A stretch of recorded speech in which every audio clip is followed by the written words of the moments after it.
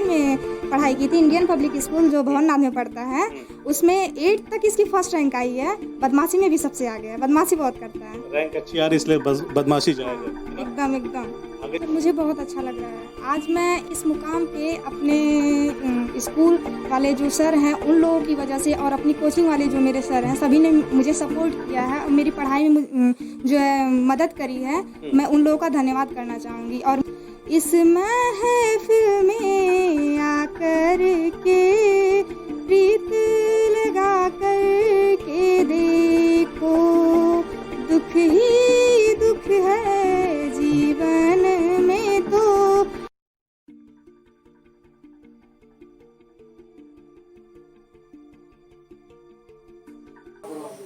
सपने वही देखते हैं जिनके सपनों में जान होती है, पंखों से कुछ नहीं होता, हौसलों से उड़ान होती है। नमस्कार, मेरा नाम वसीम है और सलाम आजमगढ़ के इस बेहद शानदार एपिसोड में आप सभी का स्वागत है। बहुत दिनों के बाद हम ये एपिसोड शूट कर रहे हैं। उसकी वजह है कोरोना वायरस। कोरोना वायरस की वजह से जिस तरह से पूरे देश में सारी गतिविधियां रुक सी गई थी, उसी तरह से हमने अपना कार्यक्रम भी रोक दिया था कि जब कुछ सामान्य सा होने लगेगा तब हम इसे शुरू करेंगे। और आपको बता दूं कि आज हमने ये कार्यक्रम को फिर से रिस्टार्ट करने का सोचा है। उसका पहला एपिसोड शूट कर रहे हैं और ये हमारे लिए बेहद गर्व की बात है, गौरव की अनुभूति है कि मेरे साथ आप जिस लड़की को देख रहे हैं उन्होंने पूरे आजमगढ़ को गौरव प्रदान किया है, पूरे आजमगढ़ को गौरवान्वित करने का काम किया है। मेरे साथ इस वक्त शिखा यादव हैं, जिन्होंने अभी हाल ही में जो रिजल्ट घोषित हुए हैं उसमें इंटरमीडिएट की परीक्षा में आजमगढ़ में ओवरऑल अगर देखा जाए तो आजमगढ़ में 6वीं रैंक हासिल की है बॉयज़ एंड गर्ल के सेगमेंट में। और अगर सिर्फ लड़कियों की बात की जाए तो इन्होंने प्रथम स्थान यानी कि फर्स्ट रैंक हासिल की है। परसेंटेज 87% है और बेहद टैलेंटेड ये लड़की हैं।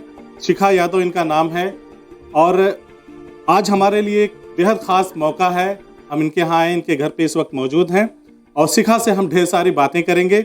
उनके फ्यूचर प्लान्स क्या हैं, आगे की एजुकेशन को लेकर के और क्या क्या अपनी ज़िंदगी में शिखा करना चाहती हैं, इन सारे मुद्दों पे हम बातचीत करेंगे। सबसे पहले शिखा, आपका स्वागत है। Thank you sir. हम बातचीत का सिलसिला आगे बढ़ाएं। सबसे पहले वही सवाल जिसे आज सारी दुनिया आपसे, सारा आजमगढ़, सारा उत्तर प्रदेश पूछ रहा है, मीडिया कर्मी पूछ रहे हैं, कैसा लग रहा है? सर मुझे बहुत अच्छा लग रहा है। आज मैं इस मुकाम पे अपने स्कूल वाले जो सर हैं उन लोगों की वजह से और अपनी कोचिंग वाले जो मेरे सर हैं सभी ने मुझे सपोर्ट किया है और मेरी पढ़ाई में जो है मदद करी है। मैं उन लोगों का धन्यवाद करना चाहूँगी और मेरा ये सौभाग्य है कि मैं आप लोगों के सामने अपने आप को इंट्रोड्यूस कर पा रही हूँ। मुझे बहुत अच्छा लग रहा है और हमें भी बहुत गर्व की अनुभूति हो रही है कि हमारे सामने एक ऐसी बच्ची खड़ी है जिसने पूरे आजमगढ़ को गौरव के वो पल दिए हैं, वो क्षण दिए हैं जिसका हम सभी को बेसब्री से इंतजार है। Thank you sir. अब बातचीत का सिलसिला शुरू करते हैं। शिखा, आपके माता पिता कौन है, क्या नाम है उनका, कहाँ पे रहते हैं? सर मैं शिखा यादव, मेरे पिताजी का नाम है मिस्टर केपी यादव, जो एक पेशे से टीचर हैं, पढ़ाते हैं। और मेरी माता हाउसवाइफ हैं, उनका नाम मिसेज ललिता देवी है। और आज मैं इस मुकाम पे अपने पापा की वजह से हूँ और मम्मी की वजह से, क्योंकि मेरे पापा मेरी पढ़ाई में बहुत मदद किए हैं। आज पापा, कितने भाई बहन हैं आप लोग? हम लोग 2 बहन और 1 भाई हैं। आप सबसे बड़ी हैं? जी सर, हम सबसे बड़े हैं। और जो मेरी छोटी वाली बहन है वो इस बार 12th करी है में गई है और जो छोटा वाला भाई है वो इस बार 9th में गया है। सर ये दोनों भी पढ़ने में बहुत अच्छे हैं, मेरी तरह ही। मैं चाहती हूँ कि ये दोनों भी मेरे पापा का नाम आगे बढ़ाएं। आप ही की तरह ये दोनों भी टैलेंटेड हैं पढ़ाई में? बिल्कुल सर, दोनों पढ़ने में। कितना घंटे, इस तरह से सफल होने के लिए कितने कितने घंटे मेहनत करने की जरूरत है, कितनी पढ़ाई करने की जरूरत है? सर शुरू में जब मैं 12th में गई थी, 10th में तो हालांकि 86.87 मेरा आया था, लेकिन फिर मैं थोड़ी सी नर्वस हुई थी कि मेरा इतना कम आया। लेकिन 12th में भी मैं ये सोच के बैठी थी कि मेरा कम आया है। लेकिन फिर जब मुझे पता चला आजमगढ़ में 6वीं और बालिका वर्ग में मेरी पहली रैंक है तो मेरी खुशी का ठिकाना नहीं था। और जो बात रही कि पढ़ाई की, कि मैंने पढ़ाई कैसे करी, शुरुआती दौर में मैं 4 से 5 घंटे ऐसे नवंबर तक मैंने किया था। फिर नवंबर से मैं जो है 7-8 घंटे से ज़्यादा पढ़ने लगी, 9 घंटे ऐसे करके। बालिका के वर्ग में आपने टॉप किया, जैसे ही खबर घर वालों को मिली, आपके स्कूल वालों को मिली, क्या रिएक्शन था सभी का? 87% जैसे नॉर्मली था सबके लिए कि 87% है। लेकिन मुझे ऐसा लगा कि मेरे पापा थोड़ी सी उदास होंगे, लेकिन जब बाद में मैं देखी तो मुझे अच्छा लगा कि हाँ मेरे पापा भी खुश हैं कि मेरी बेटी जो है लड़कियों के वर्ग में टॉप किया है। टॉप किया है। क्या कहा पापा ने उस वक्त? पापा ने कहा और मेहनत करो, वो चाहते हैं कि मैं दिल्ली से जो है बीएससी करूं। और जी सर, क्योंकि आजकल जो सिविल सर्विस में जितने लोग जा रहे हैं खासकर दिल्ली यूनिवर्सिटी से ही जा रहे हैं, तो उनका सपना है कि मैं वहीं से बीएससी करूं, कंप्लीट करूं। यानी आगे आप भी सिविल सर्विसेज में जाना? जी सर, मैं सिविल सर्विस में जाना चाहती हूँ। मुझे सिविल सर्विस वाली जो नौकरी होती है ना, मुझे बहुत अच्छी लगती है, लोगों की सेवा करना, ऐसा कुछ। हाँ। अच्छा, सफ़र कहाँ से शुरू हुआ? आपने पढ़ाई कहाँ से शुरू करी? मैं शुरुआती क्लास LKG to 5th मैंने अपने गांव से ही किया था। गाँव कौन से? वहाँ भंवरनाथ से 4 किलोमीटर पश्चिम जाने पे किशनदासपुर पड़ेगा, वहीं पे स्कूल है अरुण पब्लिक इंटर कॉलेज, उसी से मैंने 5th तक पढ़ाई करी थी। फिर यहाँ पे हम लोग जब शिफ्ट हो गए आजमगढ़ में, तो हम श्री दुर्गा जी इंटर कॉलेज से 6 to 12 किए हैं वहाँ पे। 10th भी वहीं से किया और 12th भी वहीं से किया। 10th में मैंने 86.87 मार्क्स हासिल किया और 12th में 87। हाँ, यही रेशियो था, सेम। हाँ। तो ये जो आपकी मेहनत है उसके पीछे किस तरह की मेहनत है? किस तरह से आपके मम्मी जो हैं, आपके पापा किस तरह से इंस्पायर करते थे आपको पढ़ाई लिखाई करने के लिए? जैसे पापा पढ़ते हुए मुझे हमेशा लगभग देखते ही थे, तो केयर करते थे कि उसको कह दो कुछ खा ले, पढ़ ले, ठीक है। अब मैं बैठी रहती तो कहते मत पढ़ो, रहने दो। लेकिन पापा का सपोर्ट बहुत ज़्यादा था। पापा बहुत इंस्पायर करते थे मुझको कि पढ़ लो, आगे जाओगी, जो है नाम होगा, कुछ लायक हो जाओगे तुम लोग। और जो है मम्मी मेरी बहुत हेल्प करी हैं, साथ साथ कोई काम नहीं करने देती थी कि तुम बस पढ़ो, पढ़ाई ही तुमको आगे ले जा सकती है। माँ पापा ने दोनों लोग मुझे सपोर्ट करे हैं। क्या स्कूल में ऐसा पहले कोई मौका आया कि जब किसी बच्ची ने टॉप किया हो लड़कियों के वर्ग में? हाँ सर, इससे पहले भी हुआ था श्री दुर्गा में? दुर्गा जी में अभी तक मेरे ख्याल से नहीं था। एक दीदी थी, मैं क्लास 8 में थी, तो उन्होंने टॉप किया था, तो उस टाइम मैं बहुत इंस्पायर हुई थी। मैं कही थी मैं भी इन्हीं की तरह बनूंगी। जो है उनका नाम शिवांगी करके कुछ था, मेरी स्कूल की टॉपर, और उत्तर प्रदेश में उनकी कोई रैंक आई थी, अच्छी खासी थी। हाँ, उसी से मैं इंस्पायर हुई थी। पूरे जिले में आपकी 6वीं रैंक है ओवरऑल देखा जाए तो कितना बड़ा ये बात जो है, कितनी बड़ी बात है आपके लिए? कितना मायने रखता है सर? मेरे लिए बहुत मायने रखता है, क्योंकि इसके पीछे जो है, मैं जहाँ से कोचिंग करी थी, कुमार कोचिंग इंस्टीट्यूट, वहाँ पे जो वहाँ के हेड है वो मुझे बहुत मानते थे। वो जानते थे। क्या नाम है उनका? मिस्टर आलोक श्रीवास्तव।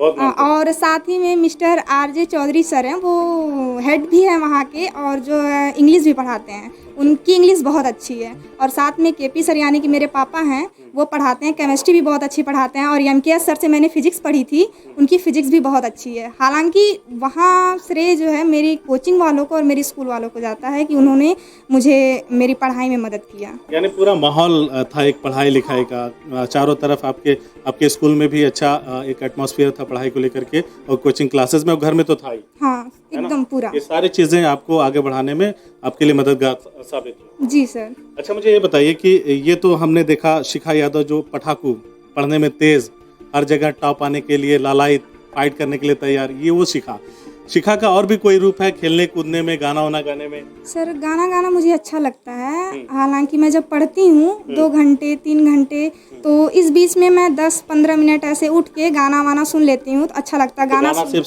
सुनना अच्छा लगता है कि गाना भी अच्छा लगता है?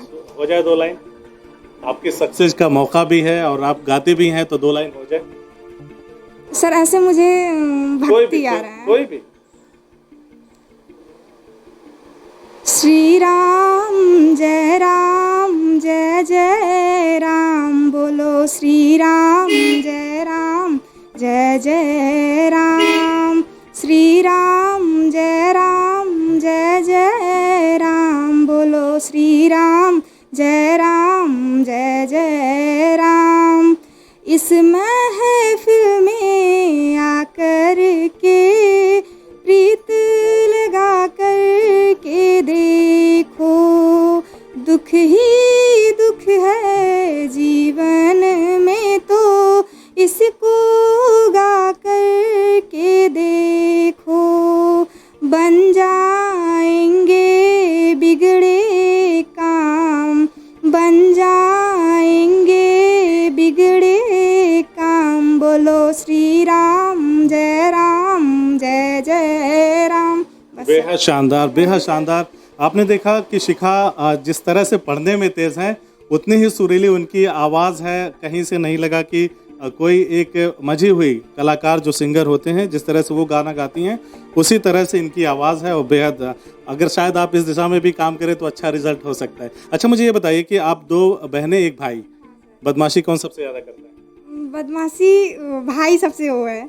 भाई सबसे ज़्यादा हाँ, बदमाशी पढ़ने में भी अच्छा है। हालांकि उसके स्कूल में अपने स्कूल का हर बार टॉपर रहा। क्लास LKG से लेके क्लास 8 तक उसने इंडियन में पढ़ाई की थी। इंडियन पब्लिक स्कूल जो भवननाथ में पढ़ता है उसमें 8 तक इसकी फर्स्ट रैंक आई है। बदमाशी में भी सबसे आगे है, बदमाशी बहुत करता है। रैंक अच्छी आ रही इसलिए बदमाशी जायज़ है ना? एकदम एकदम। आगे चल करके लग रहा है भाई भी कुछ बेहतर करेगा आपके जैसा। हाँ, वो भी बोलता है कि मैं भी सिविल सर्विस में ही जाना चाहता हूँ। और बहन भी पढ़ने में अच्छी है। उसकी भी क्लास में 11th में 2nd रैंक आई थी, तो इस बार बोली इस बार मैं टॉप करूँगी।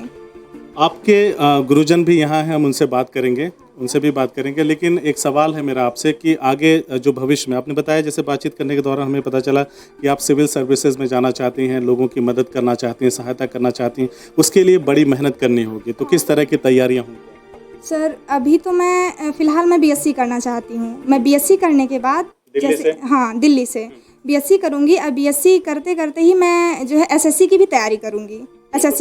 SSC में मेरा निकल जाएगा तो मैं अपने पैर पे हो जाऊँगी, ताकि माता पिता के ऊपर भार भी ना हो। और उसके बाद मैं IAS सिविल सर्विस की तैयारी करूँगी। फ़िलहाल मैं जैसे इतिहास के बारे में मैं जानकारी लेती हूँ, जियोग्राफी ये सब के बारे में जानकारी लेती रहती हूँ। इंस्पायरिंग है ये लड़की। सोचिए, बात एक ये कि माता पिता के ऊपर मुझे भार भी नहीं बनना है और दूसरों की मदद भी करना है, अपने पैरों पे खड़ा होना, आत्मनिर्भर बनना है जी सर, ऐसा ही करना है मुझे। ऐसा ही कुछ हाँ, क्योंकि हमारे पापा मतलब हमारी फैमिली जॉइंट फैमिली है।